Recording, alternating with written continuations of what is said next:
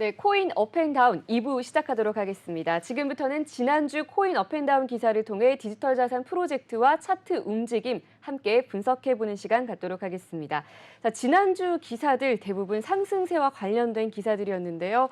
우선 먼저 머신 익스체인지 코인, MXC 코인에 대해서 살펴보겠습니다. 지난주 일시적인 상승세가 있었는데요. MXC 코인 어떤 유형의 프로젝트인가요? 네, 이제 머신 익스체인지 코인 아마 조금 어려우실 수도 있습니다. 네. 요거는 이제 해외에 있었던 글로벌 프로젝트 중에 하나였었고 사실 그런 IT 같은 액세서리나 아이템 실제 그런 장비들을 전부 다 연결을 해가지고 네. 그런 장비들 간에 있는 통신 데이터를 블록체인화 하겠다는 굉장히 좀 각광을 받았던 프로젝트입니다. 예. 실제 상장되어 있는 거래소들도 보면은 앞서 저희가 일부에서도 간단히 소개드렸지만 프로젝트를 분석을 하실 때는 이 특정 디지털 자산이 어느 거래소에 상장이 되어 있는지 또 네. 이게 그 특정 거래소에서는 점유율이 얼마나 되고 있는지를 같이 분석을 하셔야 하는데 네. 실제 지금 머신 익스체인지 같은 경우는 코인베이스, 바이낸스, 뭐 쿠코인, 크립토닷컴 그러니까 저희가 예. 글로벌 거래소들도 다 상장이 돼 있고 네. 한국 같은 경우에서는 이제 빗썸에 이제 상장이 돼 있다 보니 굉장히 좀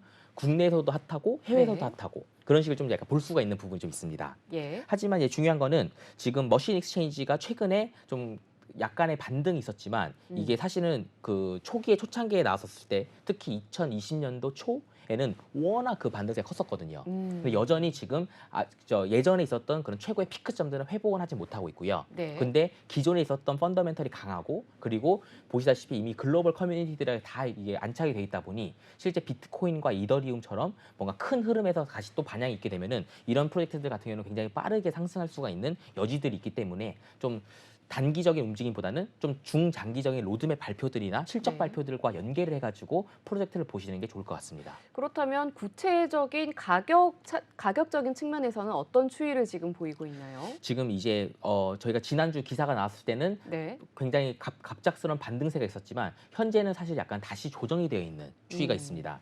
왜냐하면은 네. 지금 머신 익스체인지 같은 경우는 플랫폼들을 지금 확장을 하면서 계속 호재 발표를 하고 있지만 여전히 지금 디지털 자산 시장 전반적인 시장은 아직까지 좋은 상황은 아닙니다. 특히 이제 국내에 좀 많이 집중되어 있는 프로젝트들은 네. 호재나 이런 걸 통해 가지고 굉장히 좀 빠르게 움직이는 추세를 보이고 있지만 네. 머신 익스체인지 같은 경우는 국내 유저들보다는 해외 유저들이 좀 많거든요. 네. 해외 유저들은 사실은 그런 실리콘밸리 뱅크나 그런 해외에 있었던 금융기관에서 있었던 그 금리로 인한 스트레스가 아직까지 해결이 안 돼 있다 보니 네. 아직까지 해외 중심적인 블록체인들은 크게 반향을 보이지 아직 못하고 있는 점. 그러다 보니 해외 쪽 유저들 중심으로 움직이는 프로젝트들은 반등세들이 다소 있긴 하지만 언제 이게 꺾여가지고 다시 조정이 될지는 판단할 수가 없는 좀 불안정한 장을 보이고 있다는 점을 좀 유의하시면서 트레이딩 하실 필요가 있습니다. 예. 자, 그렇다면 다음은 3월 말부터 강한 상승세를 보이고 있고 또 여전히 지지선이 강한 아이콘 관련 기사 보시도록 하겠습니다. 아이콘 사실 국내 블록체인 업계에서 굉장히 유명한 초창기 재단이고 기관 자금 유치를 통한 블록체인 업계의 선두 기업으로 유명한 것으로 알고 있는데 최근 프로젝트의 동향 어떤가요? 네, 사실은 아이콘이 갑자기 이제 반등을 하면서 그리고 이게 일시적인 반등이 아니라 굉장히 아직까지는 계속 그 상승세를 유지하고 있더라고요. 굉장히 좀 반가운 소식인 게 아이콘은 사실은 국내 대표적이었던 메인넷 프로젝트 중 하나였습니다. 네. 아마 이제 시청자분들 중에서는 좀 최근에 디지털 자산에 관심을 가진 분들도 있으실 텐데 사실 초창기부터 즉 한 2017년, 2018년부터 관심을 가지셨던 분들은 아이콘이라는 이름을 굉장히 많이 들으셨을 겁니다. 1세대 메인넷 프로젝트라고 하네요. 그쵸, 네. 거의 이제 네. 메인 1세대라고 볼 수 있고 예. 아마 좀 종종 언론에서 예전에 다뤘었던 것 중에 하나가 뭐 H닥 같은 현대에서 나왔었던 코인 이렇게 큰 기관들을 기반으로 했었던 코인 프로젝트들이 몇 개가 있었는데 그 중에 하나가 대표적인 게 아이콘이었습니다. 네. 아이콘 같은 경우는 당시 오늘날 최근에서는 메인넷 프로젝트들 뭔가 통신 프로토콜 뭐 보안을 뭐 고도화한 이런 프로젝트들을 많이 듣긴 하지만 사실 2018년도에 메인넷을 구축을 해가지고 기존에 이더리움으로 있었던 것을 메인넷으로 수합을 하고 그걸 통해서 생태계를 다시 또 확장하려고 구축한 프로젝트는 거의 없었습니다. 그러다 보니 또 그때는 또 워낙 또 화랑기였었고 한국이 뭔가 전 세계적인 그런 ICO 문화에서 굉장히 대표적인 종주 국가였다 보니까 네. 당시에는 그 아이콘은 그런 불장의 분위기 속에서 굉장히 좀 많은 스포트라이트를 받았었던 프로젝트였습니다. 예. 하지만 이제 다른 아이콘뿐만이 아니라 다른 국내 유명했던 프로젝트들도 그랬지만 이제 그 이후에 비트코인이 꺾이면서 네. 사실은 아이콘도 굉장히 많은 가격의 하락이 있었고, 그리고 사실은 그 하락에 더불어 가지고 FTX 사건, 뭐 루나 테라 사건, 또 이제 이번에 나오고 있는 실리콘밸리 뱅크 사건, 사실 블록체인 업계가 굉장히 좀 뒤숭숭한 이야기들이 계속 있었던 것 같습니다. 예. 그런 부분들 때문에 기존에 굉장히 그런 블록체인 업계에서 선두 좀 기업들이었었던 프로젝트들이 자신들의 기존의 피크점들을 회복을 못하고 있는데, 아이콘 같은 경우에서는 최근에 좀 빠르게 금 상승을 하는 부분은 굉장히 좀 좋은 소식이고요. 그리고 이 상승폭들이 빠르게 또 조정이 된 게 아니라 나름 유지를 하면서 계속 그 상승폭을 유지하고 있다는 점은 굉장히 좋은 소식이긴 하지만, 사실은 그런 차트상에서 보면은 지금 현재 아이콘 같은 경우는 가격이 한 400원대 에서 지금 거래가 되고 있는데, 네. 제 기억으로는 2018년도 초기 완전 피크점일 때가 한 5,000원에서 6,000원 사이였었습니다. 예. 그러다 보니 여전히 지금 그 아무리 선방을 하고 있다고는 하지만 여전히 과거의 피크점 회복에는 많이 미달을 한 부분이 있다는 점이 좀 다소 아쉬운 부분이고요. 근데 중요한 거는 이런 과거에 크게 상승을 했다가 지금 전반적인 펀더멘털의 하락으로 조정이 된 프로젝트들은 다시 비트나 이더리움이 크게 움직일 때 굉장히 그 상승폭이 클 수가 있습니다. 그런 분들을 보시면서 뭔가 저점에서 매수를 하시려는 분들은 프로젝트의 그런 펀더멘털적인 체력들, 그리고 아이콘 같은 경우는 계속 플랫폼들을 런칭을 하고 뭔가 투자들과 IR이나 이런 홍보들을 하고 있지만, 일부 프로젝트들 같은 경우는 과거에는 가격대 올라갔지만 이제는 활동을 거의 못하는 네. 그런 프로젝트들도 있다 보니 꼭 가격만 보시면 안 되시고, 실제 재단들이 어떤 식으로 활동을 하고 있는지, 어떤 마일스톤 일정들을 가지고 이제 코로나 이후 시대가 왔고, 또 FTX나 실리콘밸리뱅크처럼 가상화폐, 그런 디지털 자산 시장의 리스크들, 그리고 변동성, 금융시장의 변동성들을 다 겪은 이 시점에서 이번 연도 사업 모델을 어떤 거를 제안을 하고 그거를 추진해 나갈 것인지, 그걸 보시고 분석을 하시면서 차트를 보셔야 할 것 같습니다. 이 아이콘 코인 관련 코인 역시 글로벌 거래소에 다 상장이 되어 있나요? 맞습니다. 네. 구체적으로 어떤 곳에 상장이 되어 네. 있나요? 실제 아이콘 같은 경우도 역시 바이낸스, 쿠코인, 뭐 크라켄, 그리고 국내에서는 빗썸, 해외는 비트렉스, OKX, 후오비, 게이트, 바이빗. 그래서 저희가 소위 잘 알고 있는, 한번 예. 이거 다 들어봤는데 주요 라는 거래소들에는 주요 다 거래소들은 다 상장이 상장이 되어 되어 있는. 있습니다. 국내는 어떤가요? 국내도 빗썸, 업비트 이렇게 네, 상장이 다 되어 있는 걸로 상장이 알고 되어 있습니다. 있군요. 네. 자, 초기에 이 기관 자금 유치를 했다고 하니까 초기 투자자분들은 많이 기대를 하셨을 것 같은데 맞습니다. 지금은 굉장히 답답한 상황일 것 같습니다. 맞습니다. 그런데 초기에 이렇게 기관 자금을 유치할 수 있었던 배경이 가장 크게 어떤 것으로 꼽히고 있나요? 물론 여러 가지가 있긴 하겠지만, 네. 사실은 개인적으로는 당시 2018년에 스위스에 뭔가 재단을 세팅을 해가지고 대규모로 블록체인 사업을 하겠다라는 프로젝트는 제가 익숙한 부분은 HDAC하고 아이콘밖에 없었습니다. 예. 둘 다 큰 대규모 기관 자금들을 받았었고, 예. 그 외에 사실은 당시에 핫했던 ICO 프로젝트들은 굉장히 개인 중심적이고 스타트업 중심으로 있었던 거였는데, 네. 반면에 HDAC은 현대라는 그림 아래, 그리고 아이콘 같은 경우라면은 뭔가 그런 메인넷적인 프로젝트들, 그리고 실제적인 플랫폼을 통해 가지고 메인넷을 구축해서 런칭을 하겠다. 그래서 스위스 축구에 법인을 두면서 대규모 IR과 그런 투자자 활동들을 했었던 굉장히 이례적인 케이스로 제 기억이 납니다. 그리고 당시 그 아이콘 재단의 네. 그런 홍보나 이런 부분들이 실제 전 공무원들이나 전 고위 공무원들, 그리고 그런 글로벌 뭐 유엔과 같은 기관들에서 있었던 분들을 다 역임을 해가지고 그런 대규모 펀드레이징 플러스 블록체인 생태계를 통해 가지고 그런 소위 말하는 ESG 활동들까지도 하겠다라는 그런 다양한 부분들이 굉장히 맞물려 가지고 대규모 기관 자금 유치하는 데 도움이 되지 않았을까 생각하고 있습니다. 예, 2018년으로 거슬러 올라가 보면 벌써 5년 전인데요. 그때 당시만 해도 블록체인 생태계가 이렇게까지 지금처럼 활발하지는 않았던 시절임에도 불구하고 네. 발빠르게 블록체인과 관련해서 투자를 이끌어냈었는데, 그렇다면 이제 앞으로는 좀 어떤 투자자 입장에서 호재를 기다려 볼 수 있을까요? 네, 이제 개인적으로 생각하는 거는 2018년, 2019년 ICO 광풍은 이제는 사실 지나갔습니다. 네. 그때는 사실은 굉장히 아이디어 중심적이고 뭔가 획기적이고 혁신적인 아이디어 하나로 프로젝트가 자금을 조달받고 프로젝트 안착을 하고 이랬었지만, 지금 이제 2023년도부터는 이제 블록체인이라는 거가 굉장히 이제 고도화되기 시작했던 것 같습니다. 이제는 구체적인 비즈니스 모델과 커뮤니티를 가지고 어떤 식으로 이 사업을 영위해 나갈 건지, 그런 사업에 대한 영속성이 굉장히 중요하고, 이제 과거 같은 경우는 스타트업 중심이었다면은 이제는 스타트업과 중견기업들과의 같이 움직여지는 새로운 그런 패러다임 변화가 있게 되는 것 같습니다. 그러다 보니 아이콘 같은 경우도 당시에 굉장히 활발한 투자 활동, 그리고 메인넷이라는 걸 통해 가지고 블록체인 업계의 새로운 표준을 한국이 만들겠다.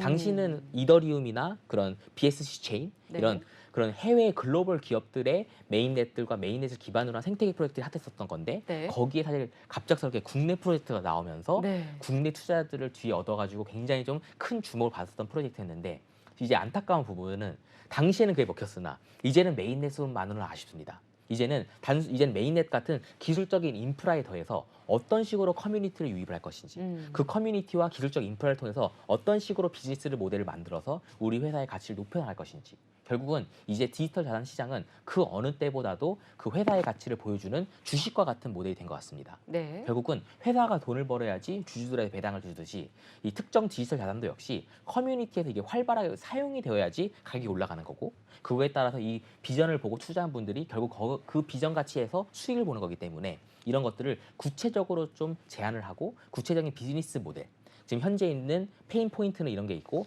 이런 약점들과 이런 시장의 부족한 부분들을 내가 어떻게 개선을 해서 어떤 식으로 시장을 끌고 나갈 것인지 그런 부분들을 좀 입체적으로 제안을 하는 게 중요하지 않을까 생각하고 있습니다. 예, 이렇게 해서 커뮤니티와 기술적 인프라 구축이 필요한 국내 대표 1세대 메인넷 프로젝트 아이콘에 대해서 살펴봤습니다. 자, 다음은 밀크코인에 대해서 좀 살펴보도록 하겠습니다. 야놀자 코인으로 알려져 있죠. 최근 상승세가 가파른 것 같은데요. 작년, 재작년 광고에서 종종 봤었던 걸로 기억이 납니다. 밀크코인 최근 행보 어떤지 한번 짚어주실까요? 네. 사실은 이제 밀크코인이야말로 굉장히 요즘 핫하게 움직이고 있는 것 같습니다. 네. 지금 이제 앞서 설명드렸던 일부 프로젝트들은 전부 다 유명한 프로젝트들입니다. 네. 특히 아이콘 같은 경우도 글로벌한 프로젝트로 이제 분류가 되고 있는데 반면에 글로벌한 프로젝트는 또 거기에 따른 단점이 아직 해외 디지털 자산의 시장이 아직도 불안정하다는 점. 네. 그러다 보니 큰 흐름이 안 나오고 있는데 반면에 이거하고는 무관하게 지금 밀크코인 같은 경우는 사실은 밀크가 아니라 야놀자 코인으로 이제는 뉴스에서 나오고 있더라고요. 네. 그렇게 이제 야놀자라는 프로젝트, 특히 이제 이 야놀자라는 플랫폼이 나스닥 상장을 현재 준비를 하고 있다라는 네, 그런 그렇죠. 강한 호재 때문에 예. 오히려 국내 투자들이나 국내 그런 호재 중심으로 지금 가격이 굉장히 지금 빠르게 상승하고 있고 이게 지금 빠른 시일 내에 꺾일 것 같지는 않아 보이는 거가 좀 약간 흥미로운 패턴이긴 합니다. 예. 중요한- 차트만 네. 봐도 이렇게 앞에서 살펴봤던 두 코인과는 좀 반대의 좀 차트를 맞습니다. 보이고 있긴 하네요. 좀 다르죠. 네. 특히 이제 밀크 같은 경우는 좀 흥미로운 게 이제 원래 사업 모델이 야놀자 코인이라고 분류가 되고 있지만 네. 엄밀히 말하자면 음. 야놀자 플랫폼에서 사용이 되는 마일리지나 네. 포인트들을 통합화하는 겁니다. 그러니까 기존 같은 경우는 하면은 제가 예를 들어서 야놀자에서 숙박을 하다든지 여행 상품을 써가지고 제가 포인트를 가지고 있다면 그 포인트를 무조건 쓰기만 해야 하는데 네. 이제 밀크 생태계에 합류가 됨으로써 이걸 제가 코인으로 바꿔서 매도를 해가지고 현금화할 수 있는 결국 예전 같은 경우는 야놀자 플랫폼에 국한되었던 거가 이제는 현금화될 수 있는 그런 생태계를 밀크가 제공하는 거고 네. 이게 야놀자만 있는 게 아니라 사실은 신세계도 사실 여기 포함이 되어 있습니다. 예. 그 신세계 포인트 같은 경우도 똑같이 밀크로 바꿔가지고 사용이 되는 음. 그러다 보니 밀크의 생태계 같은 경우는 뭔가 야놀자, 신세계 그리고 이런 다양한 대기업들, 중견기업들이 사용하고 있는 마일리지 포인트들을 밀크에서 블록체인 시스템을 지원을 해주고 네. 반면에 그 각각에 있는 기업들의 고객들은 이제는 여기서만 쓸 수 있는 게 아니라 여기서도 쓸 수 있기 때문에 이제 마일리지가 날아가는 돈이 아니네. 약간 그런 선순환적인 그런 프로젝트를 만드는 부분이었는데 네. 여기에 덩달아 야놀자가 이제 최근에 나스닥에 상장을 한다라는 그런 분위기가 계속 언론에 나오는 것 같습니다. 그러다 보니 그러면 결국 야놀자 같은 대규모 플랫폼들이 뭔가 나스닥 같은 큰 시장에 뭔가 호재로서 되면은 유저는 더 커질 거고 네. 그 유저 더 커지면 결국은 공교롭게도 밀크 코인을 가지고 있는 보유자들이 더 많아지고 있기 때문에 그런 부분들 때문에 뭔가 기대 심리 차원에서 가격이 계속 반등하고 있는 그런 부분들을 보고 있으며 하지만 또 투자자분들은 좀 유의하셔야 하는 게 네. 이게 나스닥 상장 호재 이런 강한 호재이기도 하지만 이건 또 나스닥 상장 같은 경우는 뭔가 확정되고 이런 것들이 아닌 그런 시도 때문에 지금 투자자들하고 지금 미팅을 하고 있고 IR을 지금 비공개를 하고 있다는 거기 때문에 네. 이런 결과에 따라 가지고 이 가격은 또 다시 또 폭락할 수도 있다는 점. 네. 그런 부분들 꼭 항상 기억하시면서 이 추이에 따라 가지고 보셔야 한다는 점을 좀 유의해 봤으면 좋겠고요. 그리고 실제 밀크 같은 경우도 굉장히 강한 상승세를 보이고 있긴 하지만 여전히 이 역시도 2021년도, 2022년도 피크점 당시에 거의 한 2,000원, 3,000원대 있었던 가격은 아직은 미달입니다. 그렇기 네. 때문에 지금 600원대를 뚫어가지고 굉장히 위로 상승을 하려고 하고 있긴 하지만 아직까지 과거에 있었던 그런 피크점들은 회복을 아직 못하고 있기 때문에 이런 부분들까지도 검토와 같이 하시면서 트레이딩을 하실 것을 권장해 드립니다. 예, 야놀자의 나스닥 상장이라는 호재가 기다리고 있지만 아직 좀 진행 중인 사안이기 맞습니다. 때문에 관련해서 시세에 굉장히 큰 변동성이 있을 것이라는 부분 네. 좀 투자자분들이 참고를 하셔야겠습니다. 자, 그런데 밀크코인과 관련해서 말씀을 들어보니까 최근에 상장 폐지 결정이 났던 페이코인과 사업 모델이 유사한 것 같은데요. 맞습니다. 양 사업을 좀 간단하게 비교를 해주실까요? 네, 이게 사실은 밀크코인이랑 페이코인은 어떻게 보면 상당히 비슷해 보이기도 하고 네. 살짝 달라 보이기도 합니다.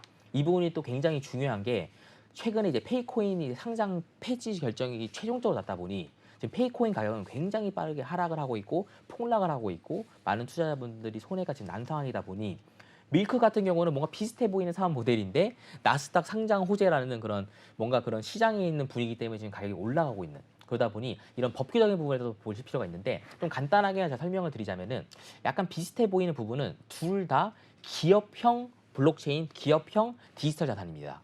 실제 지금 왼쪽 자료 화면에 보시는 것처럼 밀크 코인의 광고도 역시 밀크 앱이 있고 밀크 앱에 가면은 다양한 뭐 야놀자, 신세계 이런 다양한 포인트들을 코인으로 변환을 한다라는 것을 정말 전면에 걸고 있습니다.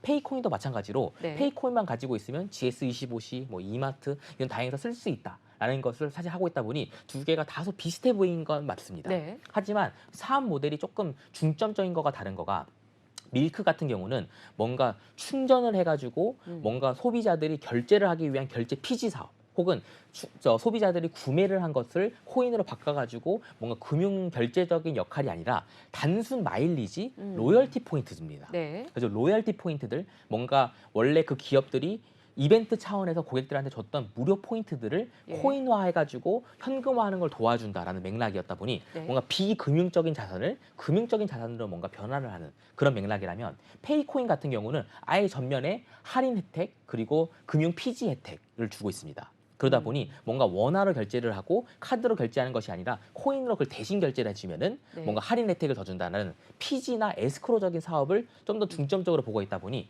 똑같은 것처럼 보이지만 왼쪽 같은 경우는 멤버십 포인트 중심이고 적립에 가까운. 네, 적립에 가까운 여기 같은 경우는 신용카드나 현금을 뭔가 코인으로 대체하는 결제 대행업 같은 네. 그런 결제 솔루션 같은 모델이 되다 보니 지금 페이코인 같은 경우에서는 최근 닥사에서 아예 그런 가상 결제 사업자, 바스프 사업자를 이걸 따서 실질적인 합법화된 코인 결제 대행 사업자로 인허가를 받아야 한다. 이런 식으로 유권 해석을 이제 하다 보니 네. 굉장히 지금 좀 법적인 이슈 때문에 굉장히 어려운 상황인 거고 반면에 밀크 같은 경우는 오히려 이러한 부분들을 비슷해 보일 수 있지만 오히려 멤버십이나 로열티 포인트로 변환을 함으로써 이 사업을 영위하고 있는 모습이 아닐까.